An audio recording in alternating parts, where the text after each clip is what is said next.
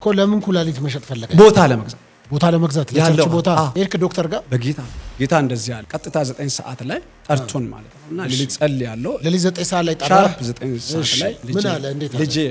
ልጄ አባተ ያለ ሰው የሚጠራኝ ነው መሰለ። አሁን በምን መልኩ ይጀምራል የሚል ነው። አሁን መጥቶ ይሄን ሲነግረኝ ማረጋገጫ አገኘው። በእንግሊዘኛ ያለው ነው በአማርኛ ብቻ ነው? እንደዚህ ሁለቱም ስም እንደዛ ነው። ይሁን ስለ እግዚአብሔር ኢንተርናሽናል ቸርች ነው። ሰይጣንም 9 ሰዓት ላይ መጣ። እንደዛው ቀጥታ 9 ሰዓት ተንበርክከ ጸልያለሁ። መጥቶ ፊቴ ላይ ሲቆም እኔም ተነስቼ ቆማለሁ። እንዴ ሰይጣን ፊት ለፊት ይቆማል እንደዚህ? ያው ጌታ ምን አይነት ነው መልኩ? ጥቁር ነው። ልክ አሞራ ይመስላል። ጥቁር ጥቁር አሞራ። ህዝቡ የኔ ነው። አንተ እዚህ አካባቢ ምን ትሰራለህ ይላል። የቱኛውን ህዝብ ነው የኔ ነው የሚለው? በኢየሱስ ስም ሌላ ስሞችን ጠራለሁ። ከዛም አልፎ ለኔ ትልቁ መውጊያ በትር ሆኖ ከእጄ ሆኖ ትውስ ወጋ ማየው የበጉ ደም ሲል የበጉ ደም ስትለው በቃ እንደ ጉም ይተና። ከማውራታችሁ በፊት ለምን ገና እንደመጣ የበጉ ደም አትለው? ሚሊዮን ነገር መስማት ፈልጋለሁ። ምን ሊላይ ነው ትላለህ? yes ከሱ ግዛት ውስጥ ያሉትን ይነግረኛል። ከነቢያቱ መካከል ይነግራል። እነማን አሁን መጥራት አልፈልግም። ትንቢት መናገር ነብይ ያስብላል። አዎ በደንብ በክርስቶስ ኢየሱስ ያመነ ሁሉ ትንቢት መናገር እንዲችል ይነግራል። ታዲያ ስለዚህ ሁሉም ነብይ ነው ማለት ነው? ይችላል። ዘይት ይሸጣል፣ ጨው ይሸጣል፣ ውሃ ይሸጣል፣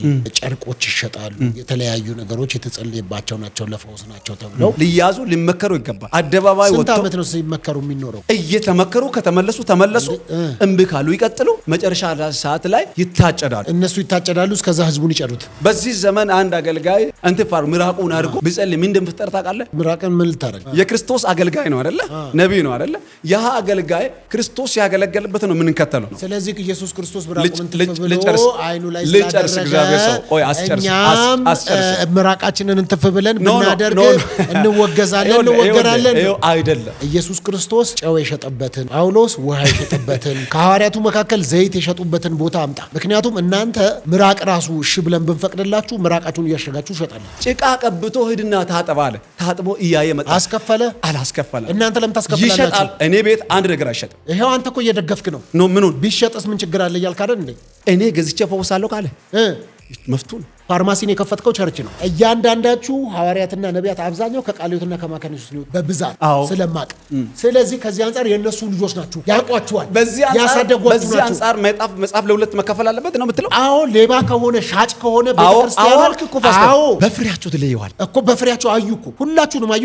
ዘይት ሻጭ አሁን እኔ መጥተ ቤተክርስቲያን ውስጥ ማለት ይችላል። እኔ ውሃ ይታዘቡሃል፣ ዘይት ምእመኖች አሉ ይታዘቡሃል።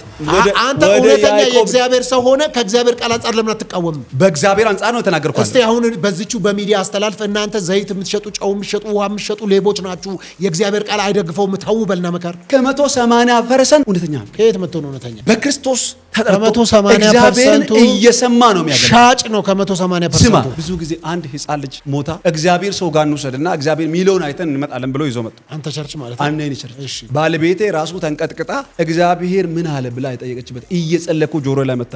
ልብሱን አውልቄ በላው ላይ ማድረግ ያንተን ልብስ አውልቄ ማለት እና ተነሳች። ሰውነቷ ሞቀ፣ እጇ እግሯ ሞቀ። በርዷት ነበር። ሞታ ነበረች። በምን አረጋግጣችሁ የሞተች መሆኗን? ቤተሰብ እኮ ሊቀብሩ ይዘሉ። አዎ ስልካቸው አለ። ስልካቸውን አልያዙ። ለምን ይዛሉ? እሺ አጥንት አለ አይደል? አጥንት ስጋው በማሉ ስለበሰበሰ እዚህ ጋር የተያዘበት አጥንት ተላቀቀ። ለብቻ እንደዚህ ወጥቶ አሁን የምትቃወመውና አይሆንም የምትለውን ዘይት በላው ላይ ያፈሰሱ ወስዶ ቤት አሳድረው ሲያመጡ አጥንቱ ወጥቷል። ረጅም አጥንቱን ለብቻ ይዞ ልጁንም ለብቻ ተሸክሞ ነው። አጥንት ያለውም ስጋ ብቻ። ስጋው እንደ አጥንት ቆመ። ስጋ ጠነከረ፣ ቆሞ ይሄዳል። ለምስክርነት ረጅም ዓመት አጥንቱን አስቀምጠው እስከ ዛሬ ይመሰክራሉ። በወንጋ አጥንቱን ቤት አስቀመጡት። የጉልበቱን አጥንት ጌታ ፊት እንዴት ነው? ይሄ ውሸት ነው። ሙታን ባንተ እጅ ተነስተዋል። አንተ እጣው ደረሰህና አንተ ደግሞ ሞትክ። ስሜን ካገኘ በኋላ ከስር ደግሞ የቀሩትን ያነባ መላእክቶች ናቸው ሶስቱ። ማን ናቸው መላእክቶቹ? ስማቸውን አላውቅም። እና አልነገሩህም? አልተዋወቃቸውም? አልነገሩም። ያንተን ስም በምን ቃላት አወራል? የሚገርም ኪቦርድ የለም። አምልኮ ያመልካሉ። ሙዚቃው ግን አለ። አንድም ነገር የለም፣ ግን ይሰማል። ሙዚቃው ይሰማል አለ፣ ይሰማል። መሳሪያው የለም አለ። እንደ ምድር አይነት ኪቦርድ የተደረደረ ነገር ምን አታየው።